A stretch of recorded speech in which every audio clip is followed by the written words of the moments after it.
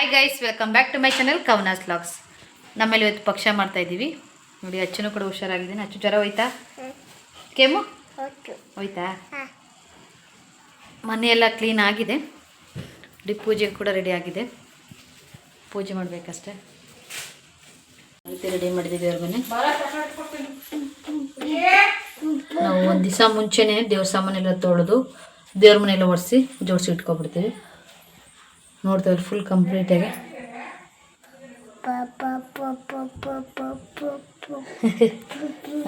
ಮೂಗ್ಬಟ್ಟಿತ್ತು, ಇವನು ಹಚ್ಚೋನಲ್ಲ. ದೇವ್ರ ಸಾಮಾನು ತೊಳೆಯೋಕೆ ಹೋದಾಗ ಮೂಗ್ಬಟ್ಟು ಕಳ್ಬಿಟ್ಟಿದ್ದಾನೆ. ತಗೊಬಂದು ಹಾಕಬೇಕು.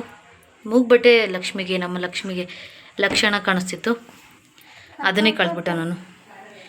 ಏನು ಮಾಡೋಕ್ಕಾಗಲ್ಲ.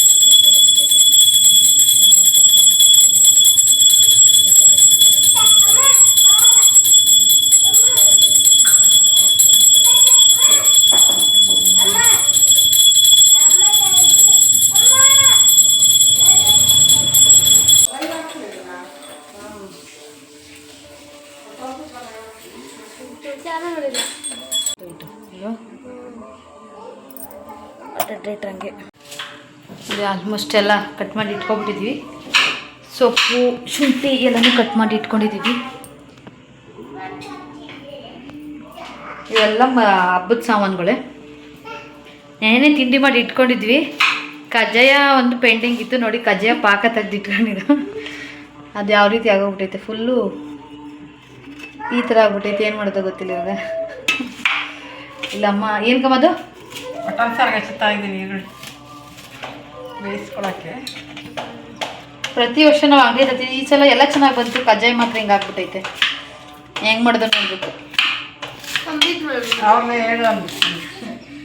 ನಿಮ್ಗೇನಾರ ಈ ಥರ ಎಕ್ಸ್ಪೀರಿಯೆನ್ಸ್ ಆಗಿದ್ರೆ ಕಮೆಂಟ್ಸ್ ಮಾಡಿ ತಿಳಿಸಿ. ನಮ್ಮನೇಲಿ ಇವತ್ತು ಹಬ್ಬ ಆಯ್ತಾ, ನಮ್ಮನೆಗೆ ಬಂದ್ಬಿಡಿ ಅಂದ್ರೆ ರೆಡಿಗಳು. ನಾವು ಯಾವಾಗಲೇ ಮಟನ್ ಸಾಂಬಾರು ಮಾಡಿದ್ರು ಈ ರೀತಿ ಮೆಣಸಿನ್ಕಾಯಿ ಹಾಗೆ ಈರುಳ್ಳಿ ಬೇಯಿಸ್ಕೊಂಡೇ ಮಾಡ್ತೀವಿ. ನಿಮಗೆ ತೋರಿಸಿ ಕಂಪ್ಲೀಟಾಗಿ ನಾವು ಮಟನ್ ಸಾಂಬಾರು ಯಾವ ರೀತಿ ಮಾಡ್ತೀವಿ ಅಂತ. ಅಮ್ಮ ಮಟನ್ ಸಾಂಬಾರಿಗೆ ರೆಡಿ ಮಾಡ್ಕೊತಾಯಿದ್ರು. ನಾನು ಹಂಗೆ ಅಮ್ಮನ ಕೇಳಿಕೊಂಡು ಕಬಾಬ್ಗೆ ಕೊತ್ತಂಬರಿ ಸೊಪ್ಪು ಪುದೀನ ಎಷ್ಟೆಷ್ಟು ಹಾಕಲಿ ಅಂತ ಕೇಳಿಕೊಂಡು ತೊಳ್ಕೊಂಡು ರುಬ್ಬಿ ಇಟ್ಕೊಬಿಟ್ರೆ ಚಿಕನ್ ತಂದ ತಕ್ಷಣವೇ ಮ್ಯಾರಿನೇಟ್ ಮಾಡೋಕ್ಕಾಗಲಿ ಅಥವಾ ಫ್ರೈಗೆಲ್ಲ ಕಟ್ ಮಾಡಿ ಇಟ್ಕೊಬಿಟ್ರೆ ಫ್ರೈಗೆ ಒಗ್ಗರಣೆ ಹಾಕ್ಬೋದು ಅಂದ್ಕೊಂಡು ನಾವು ಇಬ್ಬರೂ ಬೇಗ ಬೇಗ ಮಸಾಲೆಗೆಲ್ಲ ರೆಡಿ ಮಾಡ್ಕೊಳ್ತಾ ಇದ್ದೀವಿ. ಸುಮ್ಮನೆ ಟೈಮ್ ವೇಸ್ಟ್ ಮಾಡೋದಕ್ಕಿಂತ ಬೇಗ ಬೇಗ ಸ್ಟಾರ್ಟ್ ಮಾಡ್ಕೊಂಬಿಟ್ರೆ ಅಡುಗೆ ಬೇಗ ಆಗುತ್ತೆ. ನೆಮ್ಮದಿ ನಿಧಾನಕ್ಕೆ ಮಾಡ್ಬೋದು ಪೂಜೆ ಎಲ್ಲನೂ. ಅದರಿಂದ ನಾವು ಬೇಗ ಬೇಗನೆ ಸ್ಟಾರ್ಟ್ ಮಾಡ್ಕೊಬಿಟ್ವಿ. ಜ್ಯೋತಿಯಕ್ಕರು ಅವರು ಬರೋರು ಅಂದರೆ ಅವ್ರ ಮನೇಲೂ ಅವತ್ತೇ ಹಬ್ಬ. ಮಹಾಲಯ ಅಮಾವಾಸ್ಯೆ ದಿವಸನೇ ಹಬ್ಬ. ನಮ್ಮ ಅಪ್ಪನ ಮನೇಲೂ ಅಷ್ಟೇ ಅವತ್ತೇ ಹಬ್ಬ. ತುಂಬ ಕಡೆ ಮಹಾಲಯ ಅಮಾವಾಸ್ಯೆ ದಿವಸನೇ ಪಕ್ಷ ಮಾಡ್ತಾರೆ. ಅದರಿಂದ ನಮ್ಮ ಅಪ್ಪ ಮನೇಲೂ ಕೂಡ ಯಾರೂ ಬರೋಕ್ಕಾಗಲಿಲ್ಲ. ಅಮ್ಮೂ ಆಗಲಿ, ನಮ್ಮ ಅಕ್ಕ, ನಮ್ಮ ಅಪ್ಪ ಅಮ್ಮ ಯಾರೂ ಬರಲಿಲ್ಲ. ಹಾಗೆ ಜ್ಯೋತಿಯಕ್ಕರು ಕೂಡ ಅಷ್ಟೇ ಅವ್ರ ಮನೇಲೂ ಮಾಡ್ತಿದ್ದರಿಂದ ಅವರು ಲಾಸ್ಟು ಪೂಜೆ ಮಾಡುವಾಗ ಬಂದೋದ್ರು. ಧೂಪ ಹಾಕ್ಬೇಕಾರೆ ಅವ್ರ ಮೇಲೆ ಧೂಪ ಹಾಕಿ ಅದಾದ ನಂತರ ನಮ್ಮ ಮನೆಗೆ ಧೂಪ ಹಾಕ್ಬಿಟ್ಟು ಬಂದೋದ್ರು. ಏನು ಮಾಡೋಕ್ಕಾಗಲ್ಲ, ಎಲ್ಲ ಒಟ್ಟಿಗೆ ಒಂದೇ ದಿವಸ ಇಟ್ಕೊಂಡಿರ್ತೀವಲ್ವ, ಅವತ್ತೇ ಶ್ರೇಷ್ಠ ಅಂದ್ಕೊಂಡು ಎಲ್ಲರೂ ಅವತ್ತೇ ಮಾಡಿದ್ದಾರೆ ಆಲ್ಮೋಸ್ಟು. ನೋಡಿ ನಾನು ಅಮ್ಮ ಇಲ್ಲಿ ಬೇಗ ಬೇಗ ರೆಡಿ ಮಾಡ್ಕೋತಾ ಇದ್ದೀವಿ. ನೋಡಿ ನಮ್ಮ ಅಚ್ಚಿ ಎಷ್ಟು ಬ್ಲೇಂಟ್ ಅವ್ನು ಸಿರಪ್ ಅವನೇ ತಗೊಬಂದು ಕುಡಿದ್ಬಿಟ್ಟು ಹೋಯ್ತಾನೆ. ಕುಟ್ ಬೈಲಿ ಬಾ ಮೈಲಿ.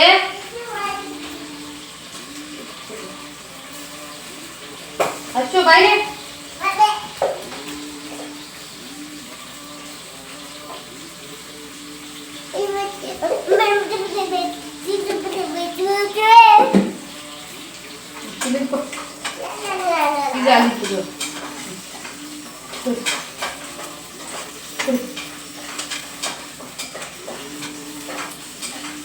ಚೆನ್ನಾಯ್ತಾ?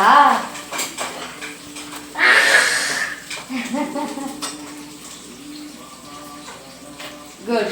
ಇರು ಕೊಡ್ತೀನಿ ಹಂಗೆ. ನಾನು ಕಬಾಬು ಚಾಪ್ಸ್ ಎಲ್ಲ ಮಾಡ್ತೀನಿ, ಆದರೆ ಮಟನ್ ಸಾಂಬಾರನ್ನು ಮಾಡ್ತೀನಿ. ಒಂದ್ಸಲ ಟ್ರೈ ಮಾಡಿಲ್ಲ. ಆದರೆ ಮಸಾಲ ಯಾವ ರೀತಿ ಹಾಕೋದು ಅಂತೆಲ್ಲ ಗೊತ್ತು. ಆದರೆ ಸ್ವಲ್ಪ ಭಯ ಜಾಸ್ತಿ ಅಡುಗೆ ಮಾಡಬೇಕಾದ್ರೆ. ಸ್ವಲ್ಪ ಏನಾದ್ರೂ ಒಂದು ಜಾಸ್ತಿ ಒಂದು ಕಮ್ಮಿ ಆ ರೀತಿ ಆಗಿಬಿಟ್ರು ಭಯ ಇರುತ್ತಲ್ವ. ಆದ್ದರಿಂದ ಪ್ರತಿಯೊಂದು ನಾನು ಹಬ್ಬಗಳು ಆ ಟೈಮಲ್ಲಿ ಇದ್ದಾಗೆಲ್ಲ ಅಮ್ಮನ ಕೇಳ್ಕೊಂಡು ನಾನು ಹಾಕೋದು ಇಷ್ಟ ಹಾಕ್ಲ ಅಂತ ಕೇಳಿಕೊಂಡ್ರೆ ನಮಗೂ ಸಮಾಧಾನ ಆಗುತ್ತೆ, ಕರೆಕ್ಟಾಗಿ ಬಂದಿರುತ್ತೆ ಅಂತ. ಹಾಗೆ ಟೇಸ್ಟು ಕೂಡ ಚೆನ್ನಾಗಿ ಬಂದಿರುತ್ತೆ.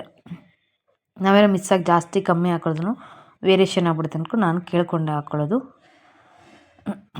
ನಾವು ಮಧ್ಯಾಹ್ನಕ್ಕೆ ಸಾಂಬಾರನ್ನು ಬೆಳಗ್ಗೆನೇ ಮಾಡಿ ಇಟ್ಕೊಬಿಡ್ತೀವಿ. ಯಾಕೆಂದರೆ ಮಧ್ಯಾಹ್ನ ಬೇಗ ಅಡುಗೆ ಸ್ಟಾರ್ಟ್ ಮಾಡೋದ್ರಿಂದ ಮತ್ತೆ ನಾವು ಅಡುಗೆ ಮಾಡೋ ಗ್ಯಾಪಲ್ಲಿ ಸಾಂಬಾರು ಮಾಡೋದಕ್ಕೆ ಆಗೋದಿಲ್ಲ. ಅದರಿಂದ ಬೆಳಗ್ಗೆ ಏನಾದರೂ ಸಾಂಬಾರು, ರಸಮ್ಮು ಅಥವಾ ಏನಾದ್ರೂ ಕಾಳು ಸಾರು ಏನಾದರೂ ಮಾಡಿ ಇಟ್ಕೊಬಿಟ್ರೆ ಅನ್ನ ಒಂದು ಮಾಡಿಕೊಟ್ರೆ ಸಾಕು, ಬೇರೆ ಮನೆಯವರೆಲ್ಲರೂ ಅದರಲ್ಲೇ ತಿನ್ಕೋತಾರೆ. ಮತ್ತೆ ಮಧ್ಯಾಹ್ನ ಸಾಂಬಾರು ಮಾಡಬೇಕು ತುಂಬ ಹೆವಿ ರಿಸ್ಕ್ ಆಗಿಬಿಡುತ್ತೆ. ನಾನಿಲ್ಲಿ ಕಬಾಬ್ಗೆ ಇಟ್ಕೊಳ್ತಾ ಇದ್ದೀನಿ. ಎಲ್ಲ ಅಡುಗೆನೂ ತುಂಬಾ ಚೆನ್ನಾಗಾಗಿತ್ತು. ನಾವು ತಿಂಡಿಗಳು ಅಷ್ಟೇ ಮೊದಲೇ ಮಾಡಿಟ್ಕೊಂಡಿದ್ರಿಂತೆ ಎಲ್ಲ ಆಗಿತ್ತು. ಆದರೆ ಕಜೆ ಒಂದು ಹಾಳಾಯಿತು, ಮಾಡೋಕ್ಕಾಗಿಲ್ಲ. ಕಡೆಗೂ ಬಿಡಲಿಲ್ಲ. ನಾವು ಲಾಸ್ಟಿಗೆ ಒಂದು ಬಾಳೆಹಣ್ಣು, ಏಲಕ್ಕಿ ಬಾಳೆಹಣ್ಣು ತೊಗೊಂಡು ಸ್ವಲ್ಪ ಕಿವುಚ್ಕೊಂಡು ಒಂದು 4 ಎಡೆಗಾಗಷ್ಟು ಮಾಡ್ಕೊಂಡ್ವಿ. ಇನ್ನೂ ಅದು ಮಾಡಿಲ್ಲ, ಹಂಗೆ ಇಟ್ಟಿದ್ವಿ. ನೋಡೋಣ ಯಾವಾಗಾದ್ರು ಟೈಮ್ ಸಿಕ್ಕಿದಾಗ ಮಾಡ್ಕೊಬೋಣ ಅಂದ್ಕೊಂಡು. ನೋಡಿ ನಾನು ನಮ್ಮ ತಾತ ಹೋಗಿ ಮಟನ್ ತಗೊಂಡ್ರೆ ಮಟನ್ ಅಂದ್ರೆ ಇಷ್ಟನಾ? ಎಷ್ಟಿದ್ಯಾ? ಒಂದೊಂದು ಪೀಸ್ ಸಾಕಾ? ಎಷ್ಟು? ಒಂದು ಸಾಕಾ? ಒಂದು ಪೀಸ್ ಸಾಕಾ? ಅಯ್ಯೋ ನನಗೆ ಜ್ವರ ಬಂದ್ಬಿಟ್ಟಿದೆ ಪಾಪ.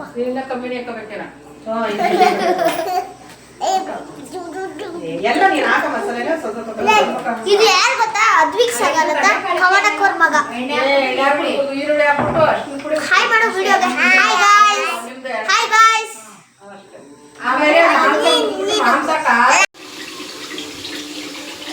ನೋಡಿ ಮಟನ್ ತೊಳ್ಕೊತಾ ಇದ್ದೀವಿ.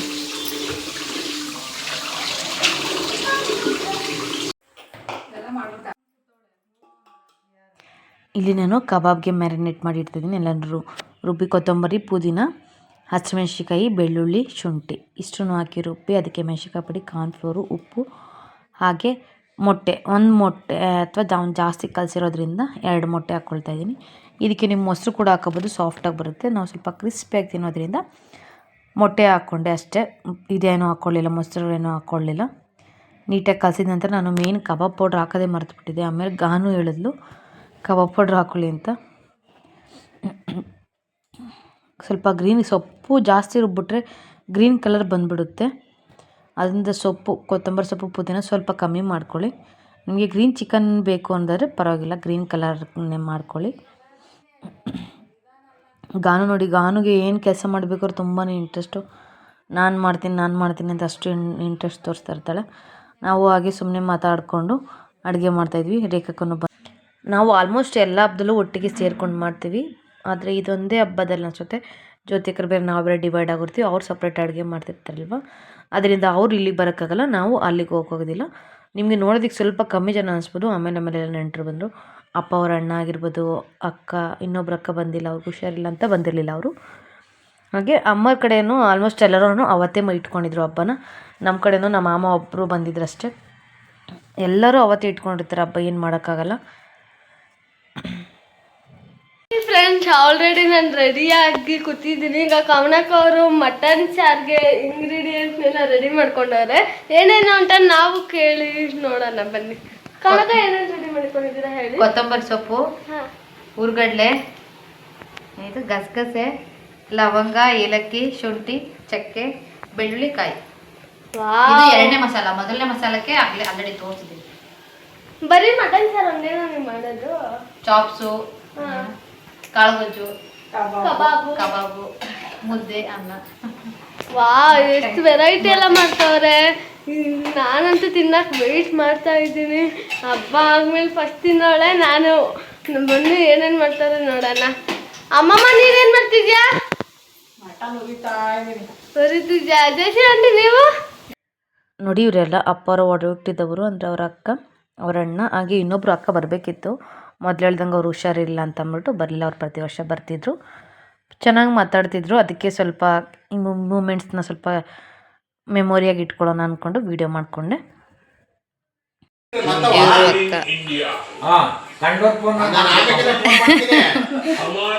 ಎಲ್ಲಾರ ಫೋನ್ ಬರ್ತೈತೆ ನೋಡ್ರಿ.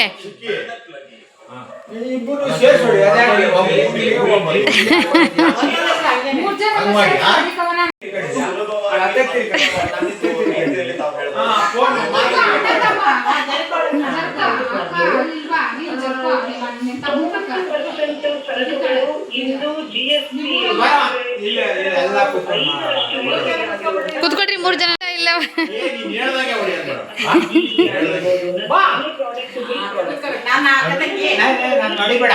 ಏಕೆ ನಮ್ಮ ಸಂಸಾರ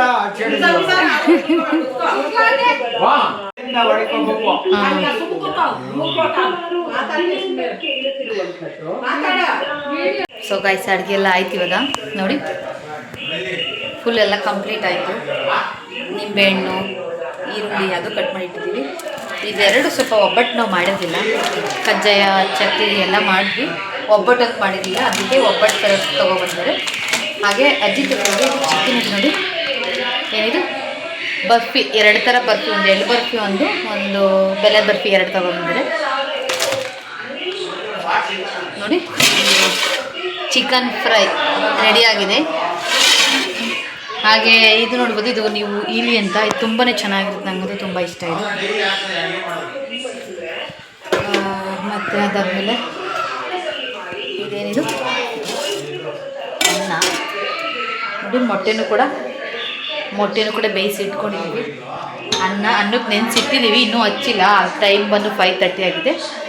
ಇದು ಬಂದು ಮಟನ್ ಸಾಂಬಾರು, ಇದು ಬಂದು ಕಾಳುಗೊಜ್ಜು ಎಲ್ಲ ರೆಡಿಯಾಗಿದೆ. ನಾವು ಮುದ್ದೆ ಮಾಡ್ಕೋಬೇಕಷ್ಟೆ. ಕಬಾಬಿಗೆ ಮ್ಯಾರಿನೇಟ್ ಮಾಡಿ ಇಟ್ಟಿದ್ದೀವಿ. ನೋಡಿ, ಹೊಸಲೆಲ್ಲ ಫುಲ್ಲು ನೀಟಾಗಿ ತೊಳೆದಿದ್ದೀವಿ. ಬೆಳಗ್ಗೆ ಪೂಜೆ ಮಾಡಬೇಕಾದ್ರೆ ಕುಂಕುಮೆಲ್ಲ ಇಟ್ಟಿದ್ವಿ. ಇವಾಗ ಸಂಜೆ ಆಯ್ತಲ್ಲ, ಅದಕ್ಕೆ ತೊಳೆದು ಬಿಡ್ತೀವಿ. ಪಕ್ಷಕ್ಕೆ ಮಾತ್ರ ಇರ್ತೀವಿ ನಾವು ತೊಳೆಯೋದು ವಾಸ್ಕನ್ನು. ಅಂದರೆ ಅಪ್ಪ ಇದ್ದಾರಲ್ಲ, ಅವರ ಅಪ್ಪ ಅಮ್ಮ, ಇವರ ಅಪ್ಪ ಇವರಮ್ಮ. ನಾನು ನೋಡಿಲ್ಲ ಇವ್ರನ್ನ, ಫೋಟೋದಲ್ಲಿ ನೋಡಿರೋದಷ್ಟೇ. ಇದಕ್ಕೂ ನೀಟಾಗಿ ಒರೆಸಿ ಕುಂಕುಮ ಬೊಟ್ಟೆಲ್ಲ ಇಟ್ಟು ಹಾರ ಹಾಕಿ ಪೂಜೆ ಮಾಡಬೇಕು. ಹಾರ ರೆಡಿಯಾಗಿದೆ. ಸಂಜೆ ಪೂಜೆ ಮಾಡೋ ಟೈಮಲ್ಲಿ ಫ್ರೆಶ್ಶಾಗಿ ಹಾಕೋಣ ಅಂದ್ಕೊಂಡು ಹಾಗೆ ಬಿಟ್ಟಿದ್ದೀವಿ. ನೋಡಿ, ಇವಾಗ ರೇಖಕ್ಕ ಆಲ್ರೆಡಿ ಫೋಟೋ ಎಲ್ಲ ಒರೆಸಿ ನಾಮ ಇಟ್ಟು ಹಾರೆಲ್ಲ ಹಾಕಿ ರೆಡಿ ಮಾಡಿದ್ದಾರೆ. ಇಲ್ಲಿ ಅಪ್ಪವ್ರಣ್ಣ ಎಲ್ಲರಿಗೂ ಕೂಡ ನಾಮ ಇಡ್ತಾಯಿದ್ದಾರೆ. ಒಂದು ಕಡೆಯಿಂದ ಇಡ್ತಾರೆ, ಪ್ರತಿಯೊಬ್ಬರು ಇಡ್ಸ್ಕೊತೀವಿ ನಾವು. ಆದರೆ ನಾನು ಏನು ಮಾಡ್ತಿದ್ದೆ ಅಂತ ಗೊತ್ತಿಲ್ಲ, ನಾನೊಬ್ಬಳು ಮರ್ತ್ಕೊಬಿಟ್ಟಿದ್ದೆ, ನಾನೊಬ್ಬಳು ಮಿಸ್ ಆಗಿದೆ. ಇಲ್ಲಿ ನಮ್ಮ ಅಚ್ಚನೂ ಕೂಡ ಇಡ್ಸ್ಕೊತಿದ್ದಾನೆ. ಫಸ್ಟೆಲ್ಲ ಅವ್ನಿಗೆ ನಾಮ ಅಂದರೆ ಇಷ್ಟನೇ ಆಗ್ತಿಲ್ಲ, ಇತ್ತೀಚೆಗೆ ಪರವಾಗಿಲ್ಲ ಇಡ್ಸ್ಕೊತಾನೆ. ಫಸ್ಟು ನಾಮ ಅಂದರೆ ಓಡೋನು. ಹಾಗೆ ಎಲ್ಲರದು ನಾಮ ಎಲ್ಲ ಇಟ್ಟಾಗಿದ ನಂತರ ನಾವು ಎಡೆ ಇಡ್ತೀವಿ.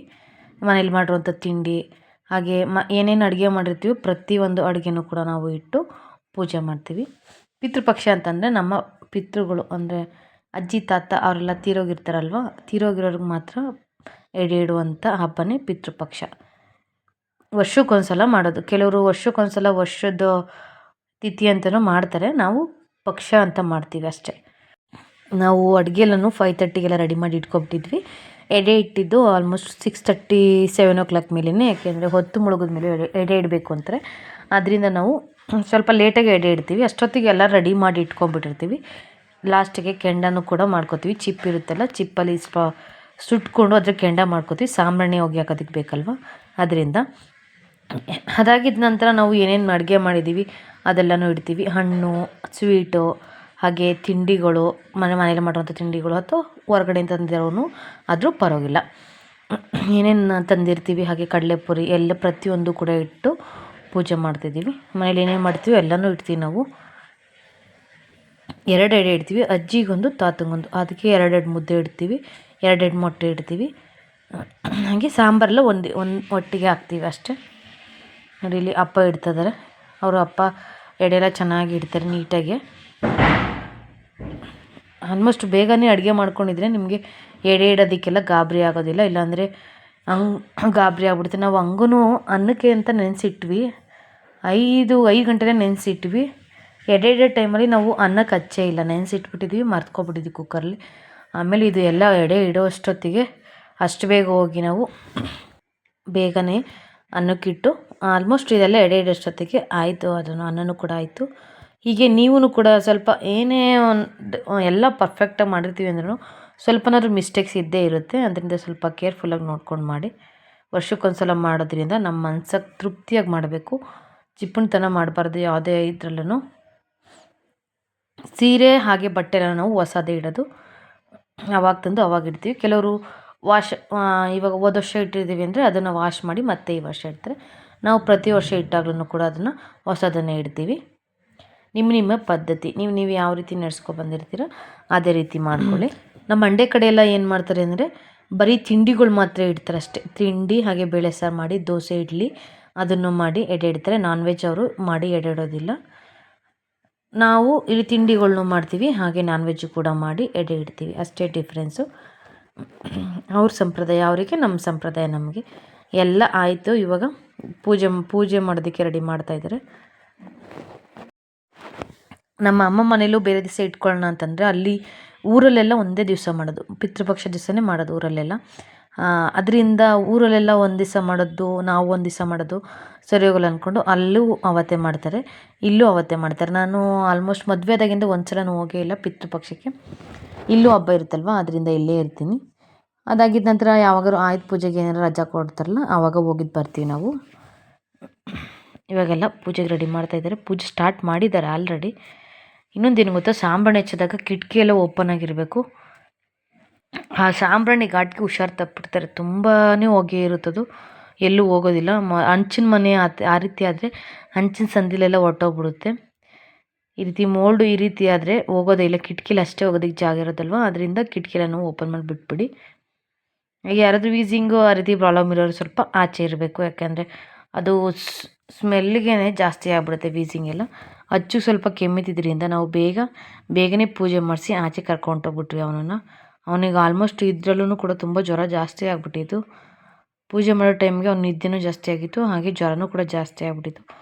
ತುಂಬಾ ಚಂಡಿ ಮಾಡ್ತಿದ್ದ.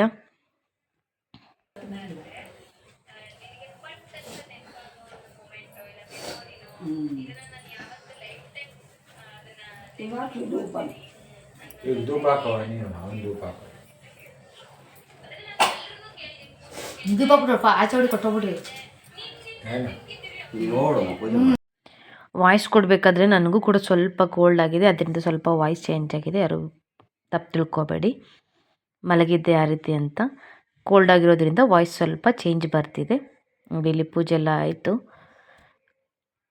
ಪೂಜೆ ಆದಮೇಲೆ ಏನು ಗೊತ್ತಾ, ಅವ್ರಿಗೂ ಎಲ್ಲ ನಾವು ಬಾಗಿಲು ಹಾಕ್ಕೊಂಡು ಒಂದು ಚೊಂಬಲ್ಲಿ ನೀರು ಹಿಡ್ಕೊಂಡು ಆಚೆ ಹೊಟ್ಬಿಡ್ಬೇಕು. ಫುಲ್ ಎಲ್ಲರೂ ಪೂಜೆ ಮಾಡಿದ ನಂತರ ಎಲ್ಲ ಕಿಟಕಿ ಓಪನ್ ಮಾಡಿ, ಹಾಗೆ ಲೈಟೆಲ್ಲ ಆನ್ ಆಗಿರಬೇಕು. ಬಟ್ ಏನು ಸೌಂಡ್ ಬರಬಾರ್ದು. ಅವ್ರಿಗೆ ಇವಾಗ ಅಜ್ಜಿ ತಾತ ಅವ್ರು ಬರ್ತಾರೆ ಅಂತ ಹೇಳ್ತಾರಲ್ಲ ಊಟ ಮಾಡೋದಕ್ಕೆ, ಆವಾಗ ಏನು ಸೌಂಡ್ ಆಗಬಾರ್ದು. ಆ ರೀತಿ ಕುಕ್ಕರು ಕೂಗ್ಸೋದಾಗಲಿ, ಯಾವುದಾದ್ರೂ ಮ್ಯೂಸಿಕ್ ಹಾಕೋದಾಗಲಿ, ಅಥವಾ ಅದ್ರ ಮುಂದೆ ಕ್ಯಾಮ್ರಾ ಇಡೋದಾಗಲಿ ಆ ರೀತಿ ಮಾಡಬಾರ್ದು. ಅವ್ರಿಗೆ ಡಿಸ್ಟರ್ಬ್ ಆಗುತ್ತೆ, ಅದು ಒಳ್ಳೆಯದು ಅಲ್ಲ. ಅದರಿಂದ ಲೈಟ್ ಆನ್ ಮಾಡಿ ಎಲ್ಲ ಬಾಗಿಲು ಹಾಕ್ಕೊಂಡು ಆಚೆ ಹೋಗಬೇಕು. ನಾವು ನೀರು ತಗೊಂಡು ಆಚೆ ಹೋಗಿ ಅಟ್ಲೀಸ್ಟ್ ಮಿನಿಮಮ್ ಅಂದ್ರೂ ಒಂದು 20 ಮಿನಿಟ್ಸ್ ಅದು ನಿಂತಿರ್ತೀವಿ. ಅವರು ಬಂದು ತೃಪ್ತಿಯಾಗಿ ಊಟ ಮಾಡ್ಕೊಂಡು ಹೋಗಬೇಕು ಅನ್ನೋದು ನಮ್ಮ ಇಂಟೆನ್ಷನು. ಅದು ಬರ್ತಾರೋ ಇಲ್ವೋ ಗೊತ್ತಿಲ್ಲ, ಆದರೆ ಎಲ್ಲ ನಂಬಿಕೆ ಅಷ್ಟೆ. ನಾನು ಪೂಜೆ ಮಾಡ್ತಾಯಿದ್ದೀನಿ. ಅವತ್ತೇ ಎಲ್ಲರದ್ದು ಇದ್ದಿದ್ದರಿಂದ ನೀವು ಕೆಳಗಡೆ ನೋಡ್ಬೇಕು, ನಾವು ಹೋದಾಗ ಎಷ್ಟು ಜನ ರೋಡಲ್ಲೆಲ್ಲ ಎಷ್ಟೊಂದು ಜನ ಆಚೆ ಬಂದು ನಿಂತಿರ್ತಾರೆ ಪೂಜೆ ಮಾಡಿ ಅಂತ. ಇವಾಗ ನಮ್ಮದು ಪೂಜೆ ಆಯಿತು, ನಾವು ಇವಾಗ ಆಚೆ ಹೊರಡಬೇಕು. ಮಂಡ್ಯ ಕೊಟ್ಕೊಂಡು ಹಾಕ್ತೀನಿ. ಧೂಪ ಹಾಕ್ಬಿಡಪ್ಪ,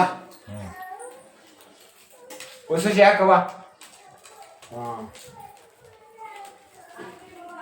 ಬಾ ಹೋಗ ಪೂಜೆ ಮಾಡಿ. ಎಲ್ಲರದು ಪೂಜೆ ಆಗಿದ ನಂತರ ನೋಡಿ ನಾವು ಬಾಗಿಲು ಹಾಕ್ಕೊಂಡು ಒಂದು ಚೊಂಬಲ್ಲಿ ನೀರು ಹಿಡ್ಕೊಂಡು ಆಚೆ ಬರ್ತೀವಿ.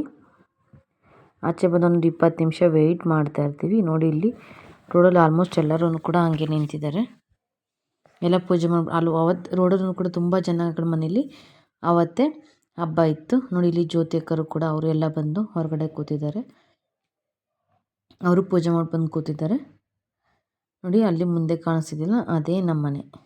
ನಮ್ಮ ಮನೆಗೂ ಇವ್ರ ಮನೆಗೂ ಒಂದು 3 ಬಿಲ್ಡಿಂಗ್ ಪಕ್ಕದ ಮನೆ ಅಷ್ಟೇ. ಇವಾಗ